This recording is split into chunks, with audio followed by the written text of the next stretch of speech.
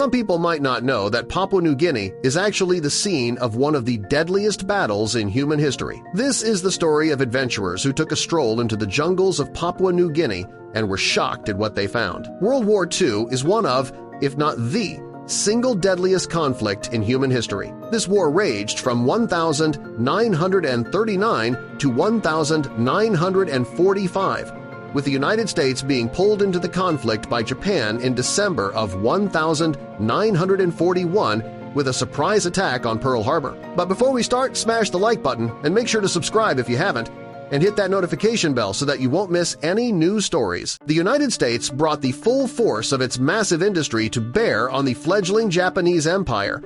However, in 1942, the United States was still relatively new to the fight. They were learning how to manage a military over the vast expanses of the Pacific Ocean.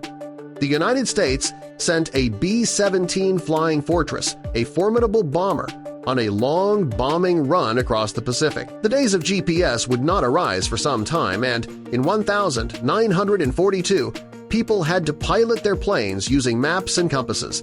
Somehow, the plane ended up running out of fuel over Papua New Guinea. The crew quickly realized this, and at the time, there aren't exactly airports around on which to land, particularly not in 1942. At this time, the Japanese Empire controlled much of the Pacific Ocean. They looked around but could not find a friendly place to put the plane down over Papua New Guinea.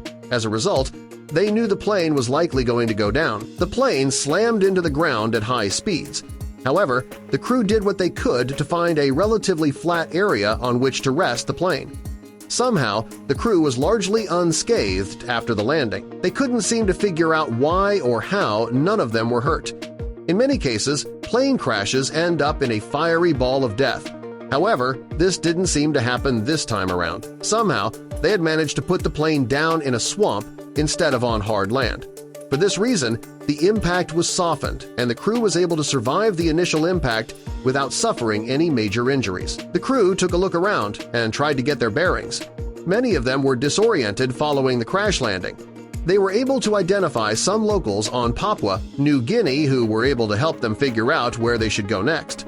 Miraculously, they were able to communicate with these people and started the long trek to find assistance. They probably never thought they would see the plane again. After all, it was just going to become part of the landscape of Papua New Guinea.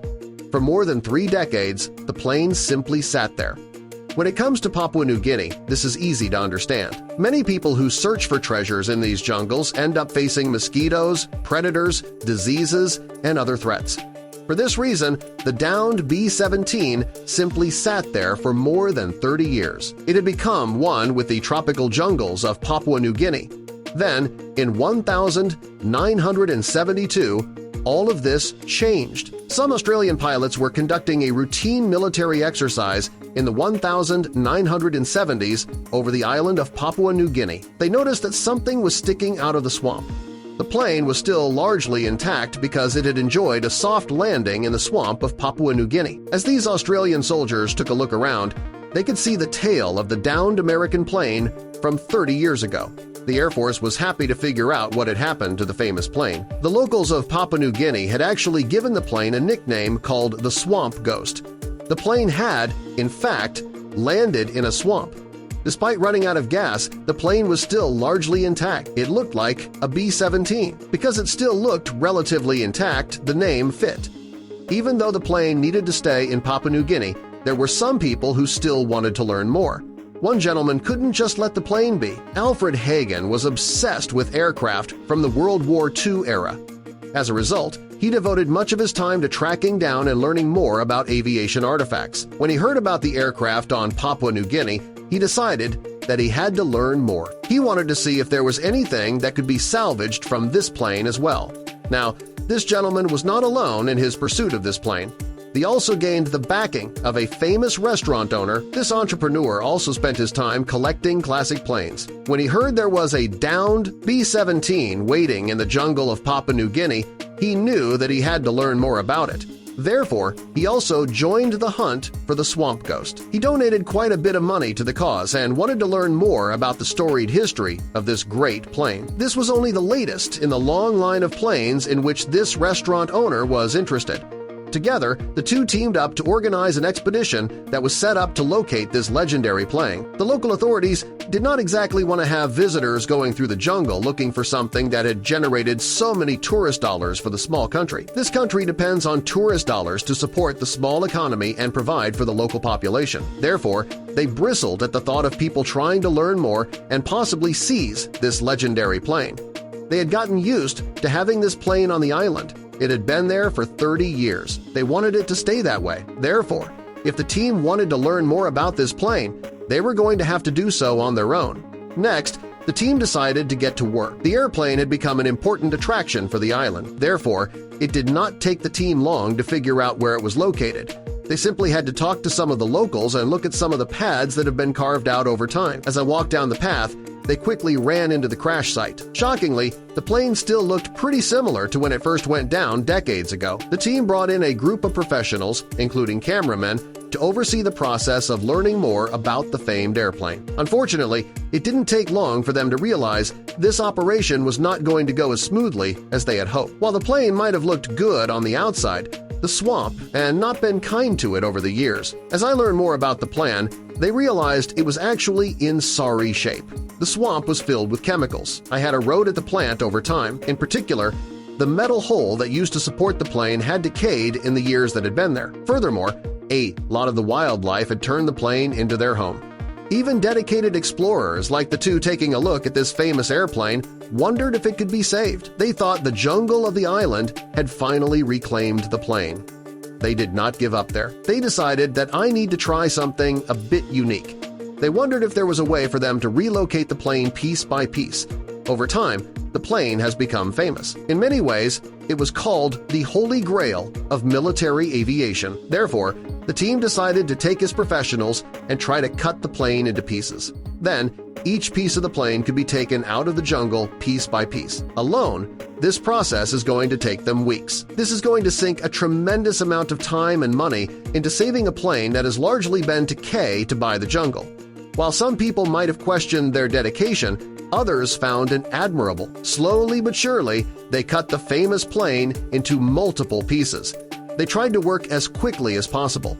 They didn't want to give others time to interfere with your work. In addition, they also rent a military helicopter from Russia to help transport the pieces of the plane to a barge that was nearby.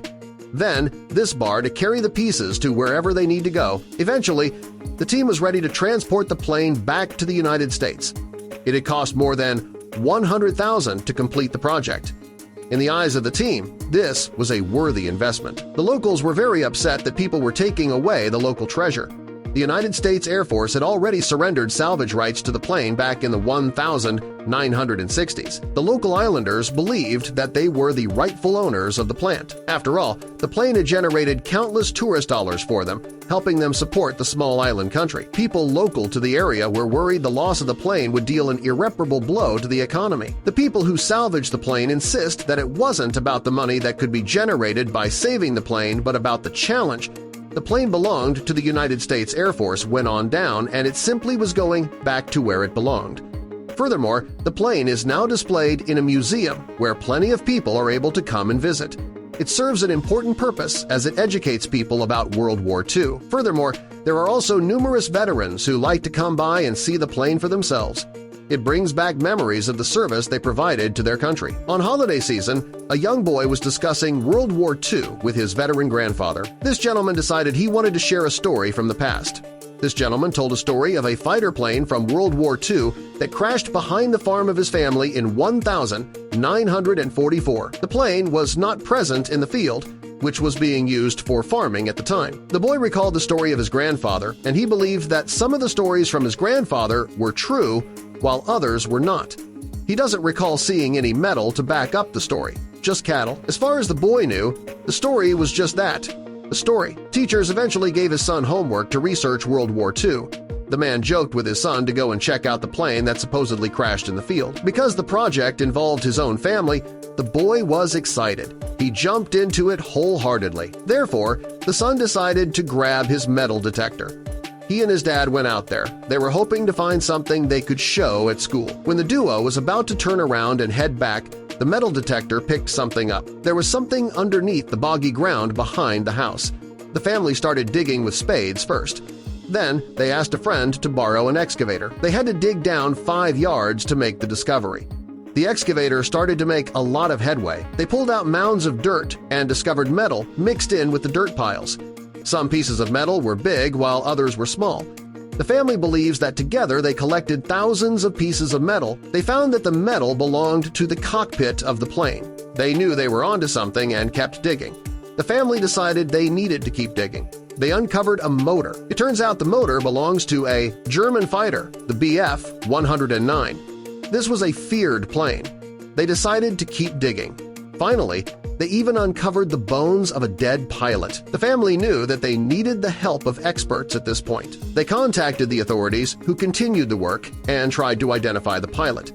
The experts continued to dig. They eventually found the service record of the pilot. Even though this was degraded, there was enough there to read his name. The pilot was only 19 years old at the time. He was from Lithuania and flew for the Luftwaffe, the German Air Force.